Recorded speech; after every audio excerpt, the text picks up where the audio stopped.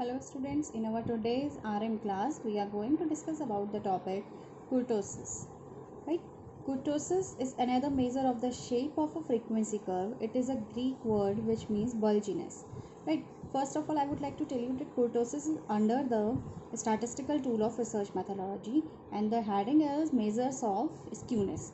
ठीक है, it is also part of skewness हमने लास्ट क्लास में पढ़ा था, उसी का दूसरा पार्ट है kurtosis. ठीक. So what is kurtosis is the another measure of the shape of a frequency curve. It is a Greek word which means bulginess. ठीक है, ये kurtosis is also helpful in determining the shape of frequency curve या in measuring the shape of frequency curve. जो हमारे mean median mode होते हैं frequency curve, उसके shape को मेज़र करता है and it is derive from a Greek word which means bulginess. Bulginess मतलब होता है भारीपन. राइट. बल्ज कहते हैं ना जैसे. Next, while skewness signifies the extent of asymmetry. skewness से हमें asymmetry and symmetrical पता चलता है ना. symmetry मतलब एक जैसा या अलग अलग. ठीक है, तो from skewness we find the extent, कितना symmetrical है या कितना asymmetrical है, ये हम किससे फाइंड आउट करते हैं? skewness से. बट what does kurtosis में क्या करते हैं? kurtosis measures the degree of peakedness of a frequency distribution. kurtosis क्या करता है? जो हमारी फ्रीक्वेंसी डिस्ट्रीब्यूशन, जैसे हमने एक ऐसे कर्व पढ़ा था, ठीक है, उसको देखता है कि वो कितना पीक्ड है, कितना टॉप हाई है या कितना कर्व्ड शेप में है, कितना पीक में है या कर्व शेप में है, ये उसको मेज़र करता है. राइट. जैसे कि आपको देख सकते हो, आप अभी आपको दिखाएंगे कि ये कैसे मेज़र करता है. ठीक है, and Karl Pearson has divide this kurtosis in three types on the basis of their peaks. ठीक है, कार्ल पियर्सन ने इसे उसकी पीक्स के बेसिस पर 3 पार्ट्स में डिवाइड किया है. These are mesokurtic, leptokurtic and platykurtic. Right. These 3 types of curves are as, देखिए कैसे हैं ये कर्व्स, आप देख सकते हो. ठीक है, पीकेडनेस आप देखिए इसमें पीक्ड कर्व जो है, जो सबसे ज़्यादा पीक कर्व है, दैट इज़ कॉल्ड लैपोवोल्टिक. ठीक है, इसमें पीकेडनेस को हम चेक करते हैं. राइट. उसमें हम देखते हैं कि किधर की साइड को ज़्यादा है. ठीक है, लेफ्ट को ज़्यादा है, राइट को ज़्यादा है, या दोनों साइड इक्वल है. ठीक है, सिमेट्री एंड एसिमेट्री चेक करते हैं. इसमें हम पीक्डनेस चेक करते हैं. लैपोकोर्टिक मीन्स देखिए हाई पीक. ठीक. मैसोकोर्टिक मीन्स कर्व शेप. ठीक. एंड प्लैटिकोर्टिक मीन्स बहुत ही ज़्यादा slant. Right. kurtosis is measured by beta. Kurtosis is measured by beta 2 or it is derived by y2. Beta 2 measures kurtosis and is defined as beta 2 is equals to universe 4 upon universe 2 to the power 2. ठीक है.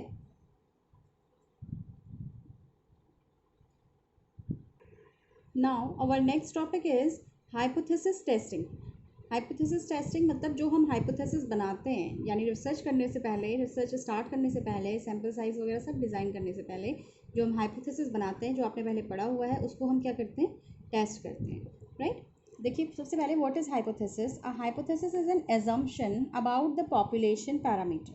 यानी कि जिस population को आप study करने वाले हो, उसके रिगार्डिंग आपने क्या एजम्पशन डिटरमाइन किया है, क्या एजम्पशन बनाया है, और जिसको आप आगे अपनी रिसर्च में चेक करोगे, that is called the hypothesis.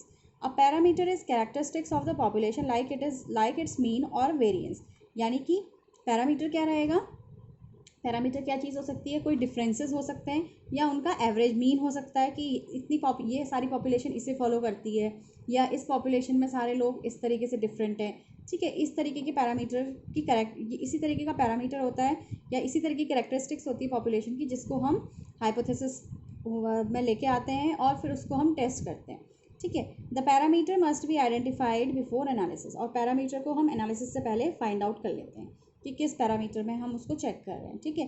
जैसे कि देखिए hypothesis, I assume the average weight of this class is 58 kg. ठीक है, ये सिर्फ एक एजम्पशन है जिसको आगे चेक किया जाता है. ठीक.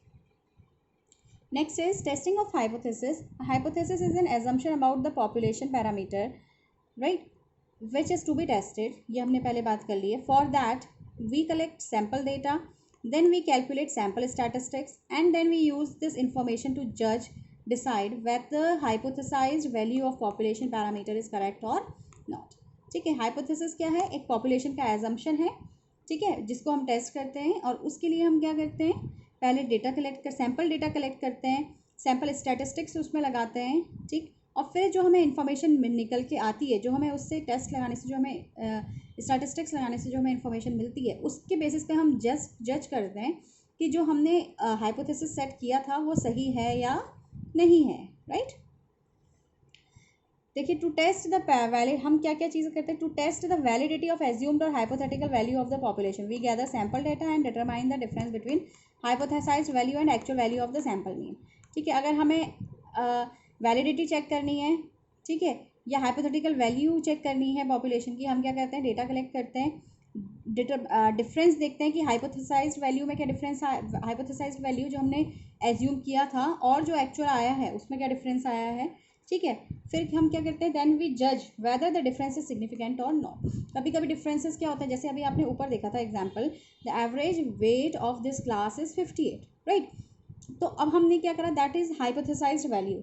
जब हमने एवरेज मीन निकाला, मान लीजिए दैट इज 58.5, ठीक है। तो 0.5 डिफरेंस को हम क्या कर सकते हैं, नेग्लिजिबल कर सकते हैं, ठीक है। तो जब हम क्या करते हैं, वैलिडिटी कैसे चेक करते हैं, पहले हाइपोथेसाइज्ड वैल्यू को हम कंपेयर करते हैं एक्चुअल वैल्यू में, ठीक है, जो हमने पॉपुलेशन के लिए हाइपोथेसिस किया था और जो हमने डेटा कलेक्शन के बाद जो हमें एक्चुअल रिजल्ट आया है, उसको हम दोनों डिफरेंसेस को देखते हैं और फिर हम चेक करते हैं कि जो डिफरेंस आया है वो बड़ा है या छोटा है, बहुत ज़्यादा इंपॉर्टेंट है या नहीं है।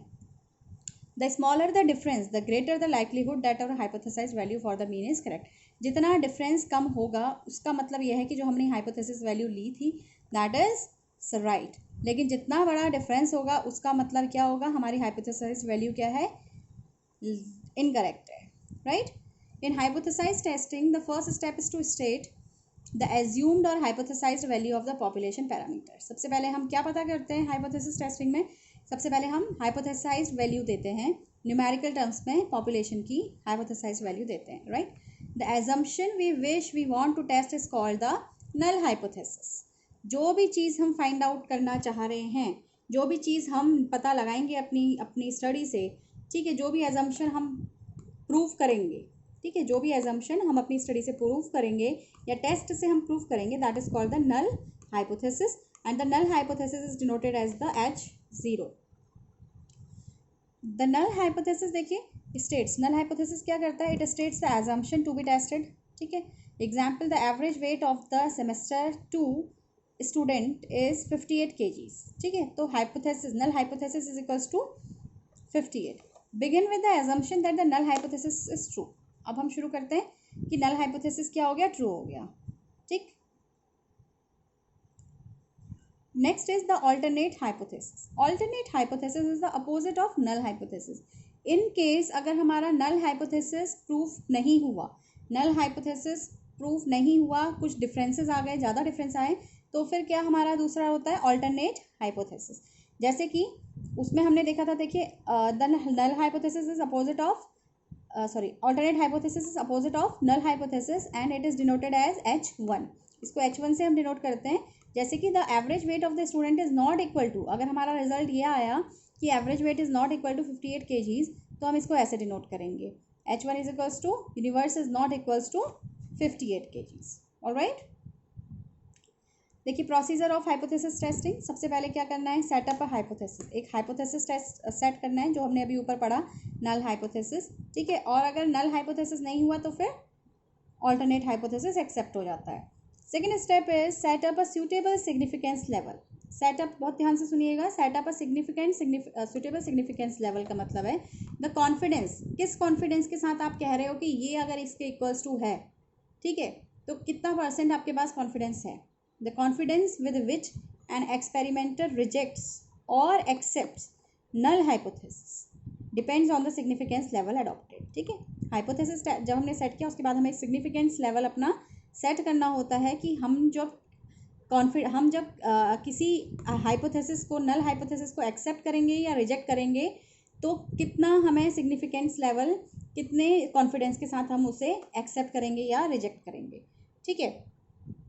Level of significance is the rejection region which is outside the confidence और एक्सेप्शन रीजन, ठीक है। लेवल ऑफ सिग्निफिकेंस क्या शो करता है कि रिजेक्शन रीजन, जैसे कि 100%, अगर हमने हमारी कोई स्टडी कहती है कि जो हमारा नल हाइपोथेसिस है दैट इज़ एक्सेप्टेड, ठीक है, एक्सेप्टेड 100% में से अगर वो 95.5% एक्सेप्ट है तो हम उसे एक्सेप्ट मानेंगे, और अगर वो बाकी एक्सेप्ट नहीं है, बाकी 4.5% एक्सेप्ट नहीं है, तो हम, इसका मतलब ये नहीं है कि हमारी पूरी स्टडी क्या हो गई, रिजेक्ट हो गई, ठीक है। तो ये कॉन्फिडेंस लेवल जो 4.5 मैंने अभी आपसे डिस्कस किया, ये कॉन्फिडेंस लेवल हम कब सेट करते हैं, सेकेंड स्टेप पे, जब हाइपोथेसिस सेट हो जाता है उसके बाद हम सिग्निफिकेंस लेवल सेट करते हैं। कोई भी स्टडी अगर एक्सेप्ट हो रही है, उसमें छोटी मोटी अगर कुछ गलतियां होंगी तो वो कितने परसेंट तक, या एक दो आंसर आपके 100% में से 2%, 3%, 4%, कितने परसेंट तक आप उसको क्या करोगे, इग्नोर करोगे, लेकिन अगर उससे ज़्यादा परसेंट से होगा तो वो आपका रिजेक्ट हो जाएगा।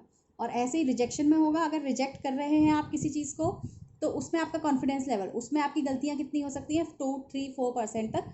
उससे ज़्यादा अगर आप उससे ज़्यादा अगर वो एक्सेप्टेंस लेवल दिखा रहा है लेकिन आप अपनी ये स्टडी को रिजेक्ट कर रहे हो, तो दैट इज़ रॉन्ग, ठीक है। So the level of significance is the rejection level, rejection region, कि इतना परसेंट आपके, जैसे 100% में से 1%, 2%, 3% खराब हो सकता है, या 3% आपका आंसर अपोजिट आ सकता है आपके डिसीजन से, लेकिन बाकी परसेंट क्या है, आपके फेवर में है, ठीक है। The level of significance usually denoted by the alpha. देखिए, सेलेक्टिंग अ सिग्निफिकेंस लेवल, दो any level of significance can be adopted, किसी भी लेवल ऑफ सिग्निफिकेंस को आप अडॉप्ट कर सकते हो, लेकिन ज़्यादातर एक स्टडी बहुत ज़्यादा एक्यूरेट कब मानी जाती है, जब 5% या 1% लेवल ऑफ सिग्निफिकेंस हो। 5% का मतलब कहता है कि 100 में से 5% आंसर आपके अपोजिट जा रहे हैं, बाकी 95% आपके आंसर फेवर में जा रहे हैं, या 99% फेवर में है, 1% नॉट फेवर में है, तो इस बेसिस पे भी हम आपकी स्टडी को क्या कर सकते हैं, अप्रूव कर सकते हैं, ठीक है। इस बेसिस पे भी आप अपनी स्टडी, जो 95% डेटा कह रहा है या जो 99% डेटा कह रहा है, उस पे भी आप अपना डिसीजन कर सकते हो, right. When we take 5% significance level, alpha is equals to 0.05, then there are about 5 chances out of 100 that we could reject the null hypothesis. अगर हमारा सिग्निफिकेंस 5% है, जिसको हम अल्फा 0.5 से डिनोट करते हैं, तो इसका मतलब क्या है कि 100 में से 5 चांस ऐसे हैं कि आपकी नल हाइपोथेसिस क्या हो सकती है, रिजेक्ट हो सकती है, यानी 100 में से 5 लोग आपके लिए अपोजिट आंसर कर सकते हैं। In other words, out of 100, 95% chances are there that null hypothesis will be accepted, that is will not be accepted, that is about 95% confidence level, confident that we have made the right decision। इसका मतलब क्या, 95% confident है कि हमने right decision लिया है। देखिए, this is the acceptance region, इधर भी rejection level, and the most part is acceptance region. If our sample statistics fall in the non shaded region, यानी अगर हमारी जो हमारा आंसर आया है, ठीक है, अगर वो इस रीजन में फॉल कर रहा है, नॉन शेडेड रीजन में फॉल कर रहा है, it means that there is no evidence to reject the null hypothesis. इसका मतलब क्या है, नल हाइपोथेसिस को रिजेक्ट करने का हमारे पास कोई भी रीज़न नहीं है, right. It proves that null hypothesis at 0 is true, otherwise it will be rejected. अगर हमारी जो स्टडी का डेटा आया है, स्टडी का जो हमारा आंसर आया है, अगर वो इधर भी फॉल कर रहा है, तो इसका मतलब there are the chances of rejecting the, इधर को ज़्यादा आ रहा है, इधर को कम आ रहा है, तो इसका मतलब यह है कि there are the chances of rejecting the study. Okay class, thank you. From third step we will continue in our next class.